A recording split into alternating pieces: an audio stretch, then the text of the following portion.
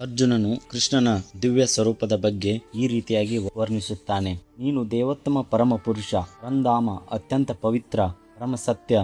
ನೀನು ನಿತ್ಯನು, ದಿವ್ಯನು, ಆದಿಪುರುಷನು.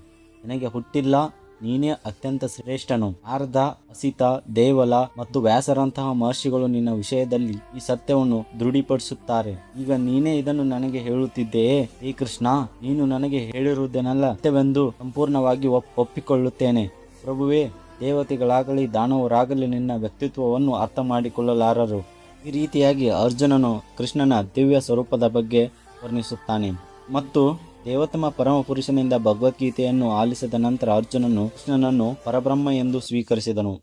ಕೃಷ್ಣನು ಅರ್ಜುನನ ಗೆಳೆಯನಾದದ್ದರಿಂದ ಅರ್ಜುನನು ಹೊಗಳಲು ಇದನ್ನೆಲ್ಲ ಹೇಳಿದೆ ಎಂದು ಯಾರಾದರೂ ಭಾವಿಸಬಹುದು. ಆದರೆ ಭಗವದ್ಗೀತೆಯನ್ನು ಓದುವವರ ಮನಸ್ಸಿನಲ್ಲಿ ಮೂಡಬಹುದಾದ ಈ ಬಗೆಯ ಸಂದೇಹವನ್ನು ಹೊಡೆದೋಡಿಸಲು ಅರ್ಜುನನು ಕೃಷ್ಣನನ್ನು ದೇವೋತ್ತಮ ಪರಮ ಪುರುಷನೆಂದು ತಾನು ಮಾತ್ರವಲ್ಲದೆ, ಅಂದರೆ ಅರ್ಜುನನು ಮಾತ್ರವಲ್ಲದೆ ನಾರದ, ಅಸಿತ, ದೇವಲ ಮತ್ತು ವ್ಯಾಸದೇವರಂತ ಅಧಿಕೃತ ಒಪ್ಪಿಕೊಳ್ಳುತ್ತಾರೆ ಎಂದು ಹೇಳುತ್ತಾನೆ.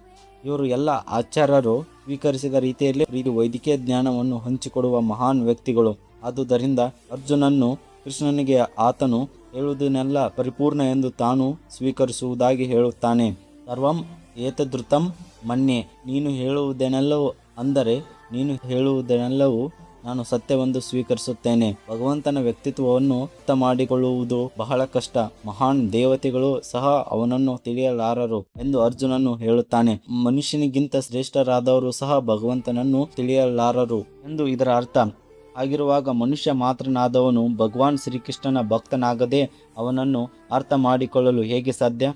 ಆದುದರಿಂದ ಭಗವದ್ಗೀತೆಯನ್ನು ಭಕ್ತಿಭಾವದಿಂದ ಸ್ವೀಕರಿಸಬೇಕು. ಧನ್ಯವಾದಗಳು. ಇದೇ ರೀತಿಯ ಭಗವದ್ಗೀತೆಯ ವಿವರಣೆಯನ್ನು ಈ ಚಾನಲ್ನಲ್ಲಿ ಕಲಿಯೋಣ.